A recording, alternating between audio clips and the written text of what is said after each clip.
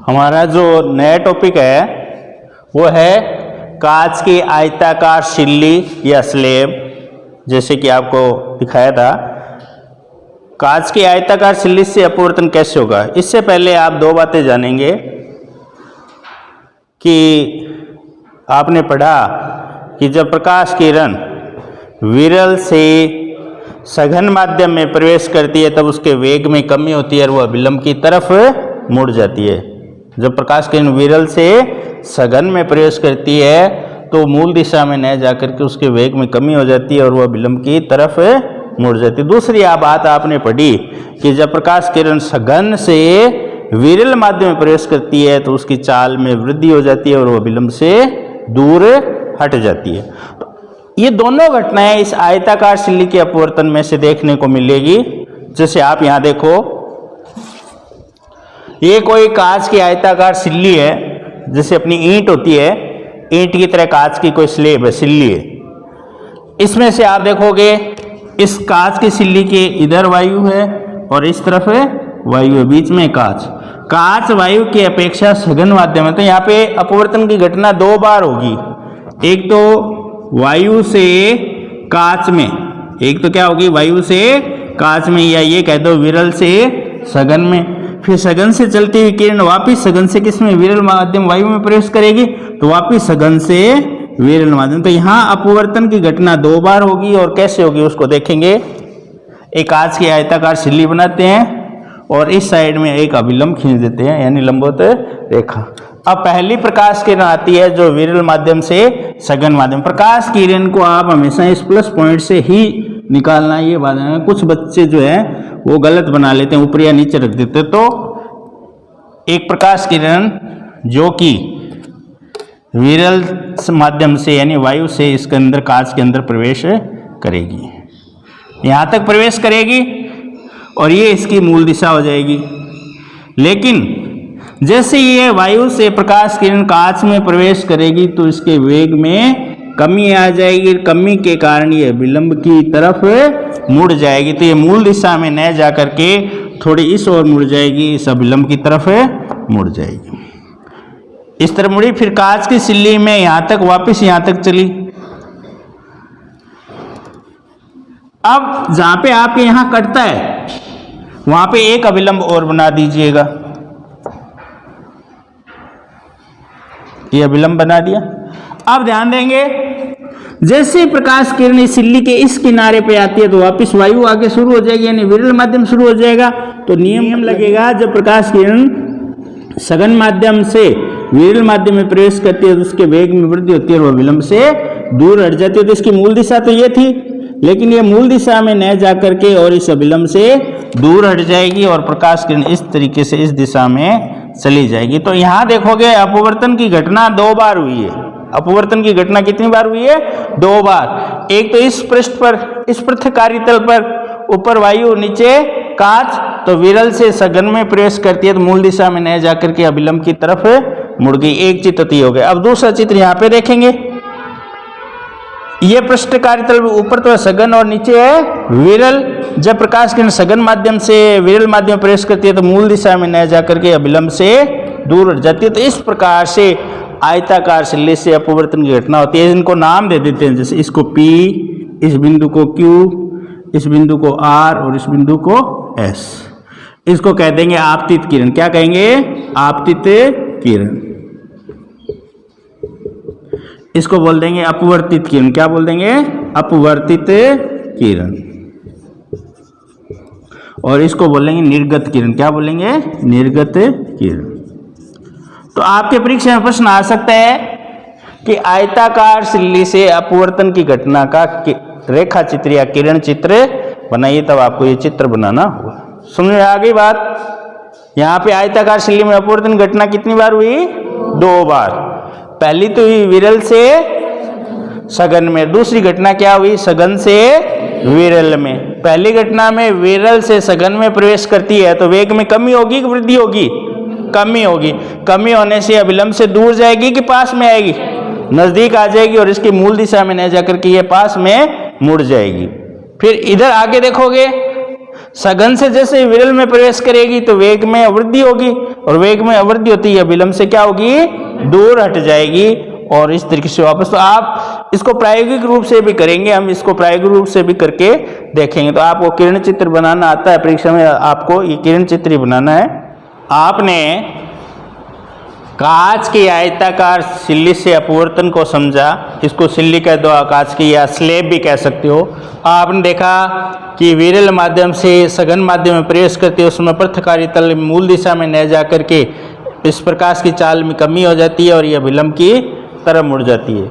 फिर ये आगे चलती है और आगे जाते दूसरा पृथकारी तल आता है। तो आप क्या देखते हो, ये कांच से जब वायु में विरल माध्यम में प्रवेश करती है तो उसके वेग में वृद्धि हो जाती है, यह विलंब से दूर हट जाती है। इस तरीके से अपवर्तनीय घटना एक बार यहाँ पे हुई और दूसरी बार यहाँ पे हुई।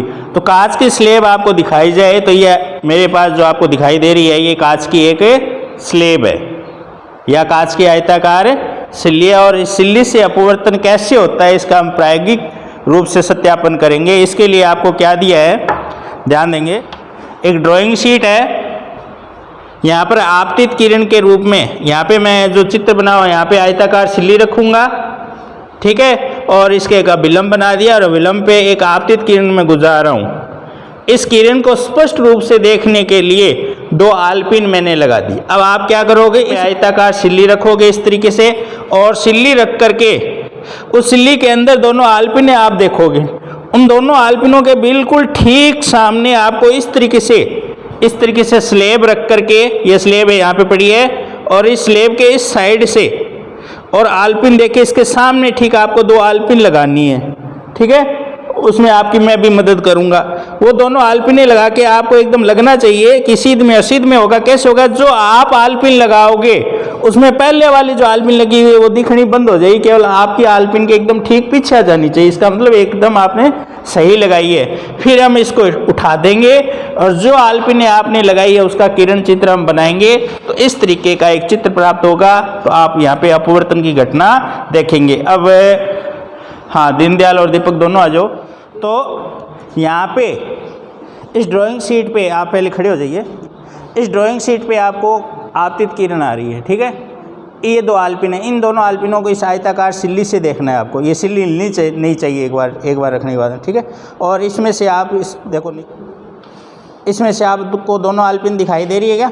उस आलपिन के सामने आपको 2 आलपिन और लगानी है। उस आलपिन के सामने आपको 2 आलपिन लगानी है। कैसे लगाओगे? आलपिन देखोगे ऐसे, यहाँ से इनको नहीं देखोगे, नीचे होके देखोगे और थोड़े से हल्की सी चोट मारोगे। हाँ, आप देख करके लगाइए, प्रयास कीजिए। हाँ, थोड़े से हल्की सी चोट मार दो, हिलनी नहीं चाहिए, इसके हाथ पे भी नहीं लग जाए। धीरे से, एकदम धीरे से। दूसरी आलपिन और ले लीजिए। हाँ, ये दोनों आलपिन लगाओगे ना तो आपको पीछे वाली आलपिन दिखाई नहीं देनी चाहिए। पीछे वाली दोनों आलपिन दिखाई नहीं देनी चाहिए। एकदम सीध में लगाओ। इसको दे भाई, तू तिरछा बैठ के कहाँ लगा रहा है? जो लगा रहा है वो एकदम सामने बैठ के लगाओ। इसको दे। हाँ, आ जाओ। हाँ, ऊपर से नहीं देखनी आलपिन, इस कांच के अंदर से देखनी है। आप गलत लगा रहे हो। देखो, एक मिनट मैं बताता हूँ। छोड़ो, खड़े हो आप, यहाँ पे खड़े हो। आप क्या करोगे, एकदम इसके सामने ये जो आलपिन दिख रही है इसके सामने लगाओगे इस तरीके से, ठीक है। अब लगाओ। अब देखो, ऊपर से नहीं देखनी आलपिन, इस कांच की सिल्ली के अंदर से दिखनी चाहिए, ठीक है। सही है क्या? चलो,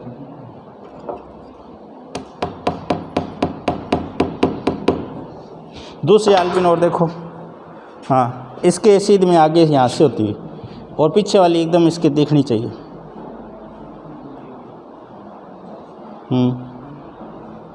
दिख रही है?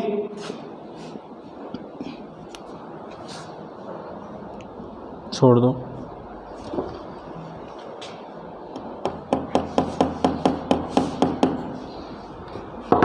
अब आप देखिए, अब इन दोनों बच्चों ने क्या किया है, इन दोनों बच्चों ने इस सिल्ली के अंदर सामने से यहाँ पे देखा और इस सिल्ली के अंदर से जो 2 आलपिन दिख रही है उनके ठीक सामने इस तरीके से आलपिन लगाई कि इस आलपिन से देखने पे वो पीछे वाली दोनों आलपिन इनकी एकदम सीध में आ जाती है, यानी दिखाई नहीं देती है। अब हम इस सिल्ली को हटा के और आप देखोगे हम इन दोनों किरणों को इस कांच के इस स्लेब तक बढ़ाते, क्योंकि यहाँ तक तो कांच की स्लेब पड़ी थी, यहाँ तक तो आप क्या देखोगे, क्या पड़ी है, कांच की स्लेब पड़ी है। तो ये दोनों आलपिनों की एकदम सीध लेके एक रेखा यहाँ तक खिलाते हैं अपन। ठीक है, पकड़ेंगे आप, इसको पकड़ लो और मैं ये पिन लेता हूँ, यहाँ पे निशान लगा लूँगा। एक पिन यहाँ पे लगाई है इन्होंने, दूसरी पिन यहाँ पे लगाई है। अब पकड़ लो ढंग से, ऊपर से पकड़ लो, हिलनी नहीं चाहिए। इन दोनों बिंदुओं को मैं अगर देखूँगा तो यहाँ से इस तरीके से एक तिरछी रेखा आ रही है। तो देखो किरण आपतित हुई यहाँ पे, इसकी मूल दिशा ये थी, इस दिशा में नहीं गई बल्कि इस तरफ आई। तो मैं इसको मिलाता हूँ,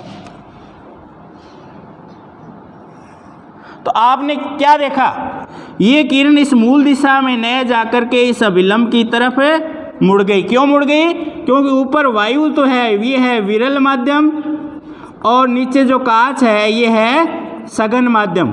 तो जैसे ही प्रकाश किरण विरल माध्यम में से होती हुई सघन माध्यम में प्रवेश की, तो ये सीधी मूल दिशा में न जाकर इसके चाल में कमी आने के कारण ये विलंब की तरफ मुड़ गई। ये मोड़ आपको साफ दिखाई दे रहा है।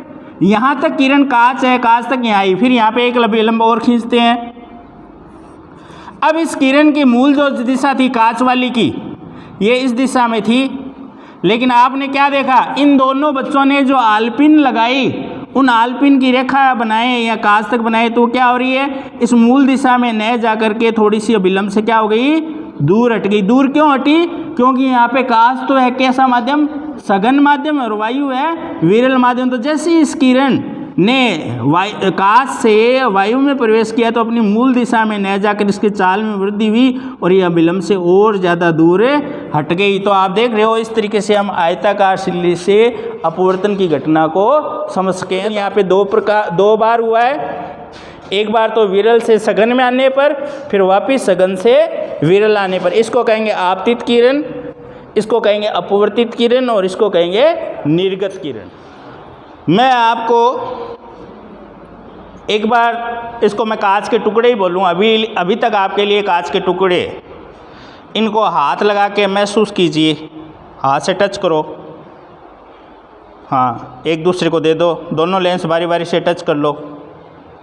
हाँ, किनारे से भी छू कर देखो और बीच में से भी छू कर देखो कि कौन से किनारे मोटे हैं, किसके किनारे पतले हैं, कौन बीच में से मोटा है, कौन सा लेंस बीच में से मोटा है, कौन सा लेंस पतला है। हाँ, इसमें आपने क्या देखा, इन दोनों लेंस में से बीच में से मोटा कौन सा है, ये आपको बीच में से तो मोटा दिखाई दिया और किनारों से पतला दिखाई दिया, और ये वाला लेंस बीच में से तो पतला और किनारों पे मोटा दिखाई दिया। बैठिए, इसकी दो पृष्ठ हो गई, एक पृष्ठ ये वाली और एक पृष्ठ इधर वाली। तो ध्यान दो, किन्हीं दो पृष्ठों के मध्य स्थित पारदर्शी माध्यम, कांच पारदर्शी होता है, पारदर्शी का मतलब क्या है, प्रकाश किरण आर पार गुजर सकती है। तो इसमें भी दो पृष्ठ है, एक पृष्ठ ये वाली है और दूसरी पृष्ठ इधर वाली है। तो किन्हीं भी दो पृष्ठों के मध्य स्थित पारदर्शी माध्यम लेंस कहलाता है। ये तो आई लेंस की परिभाषा, किन्हीं भी दो पृष्ठों के मध्य स्थित पारदर्शी माध्यम लेंस कहलाता है। अब इस लेंस की क्या विशेषता होती है, इनकी कम से कम एक पृष्ठ गोलाई लिए होनी जरूरी है, यानी गोलीय होनी जरूरी है, वक्राकार होनी जरूरी। थोड़ी सी गोलाई होगी, चाहे तो इसकी तरह बीच में से धंसा हुआ हो, किनारों से मोटा और बीच में से धंसा हुआ हो, चाहे इस लेंस की तरह किनारों पे पतला और बीच में से उभरा। तो कोई भी लेंस की परिभाषा क्या आई आपके, दो पृष्ठों के मध्य, दो पृष्ठों के मध्य स्थित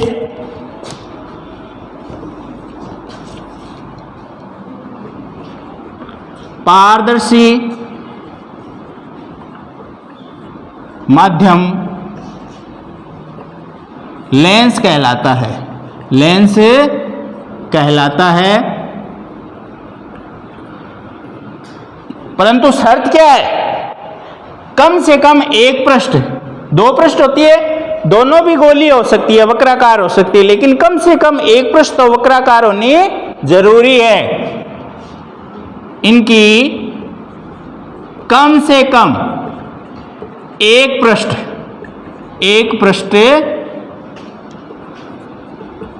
वक्राकार होती है, वक्राकार होती है, यानी गोलाई ली हुई होती है।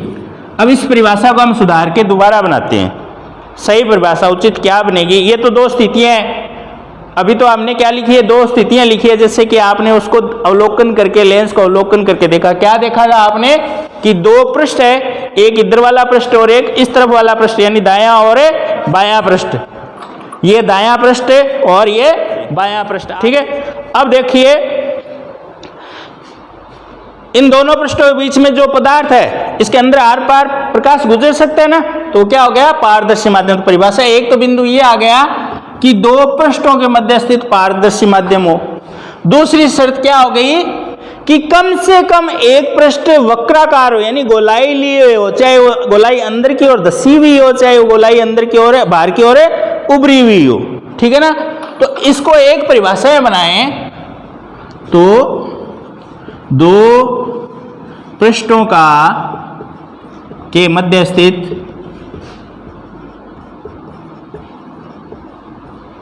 ऐसा पारदर्शी टुकड़ा, ऐसा पारदर्शी माध्यम जिसकी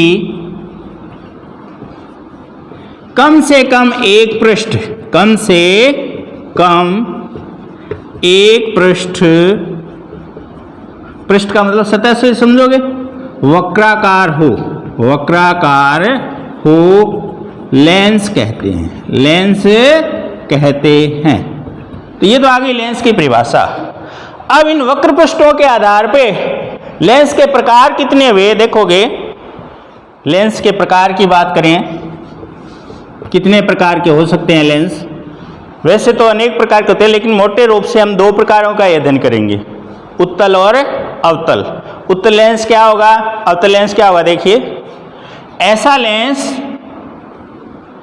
जिसकी दोनों पृष्ठ, गोलीय पृष्ठ बाहर की ओर उभरी हुई, इधर से देखोगे तो ये इधर से उभरी हुई है और इधर से देखोगे तो ये इधर से उभरी हुई है। जैसे कि आपको ये लेंस दिख रहा है, इधर वाली सतह भी उभरी हुई है और इधर वाली सतह भी बाहर की ओर उभरी हुई है। तो इसकी क्या विशेषता है? किनारों से तो पतला है, ये किनारे छू के देखोगे तो आपको पतला महसूस होगा और बीच में से छू करके देखोगे तो मोटा।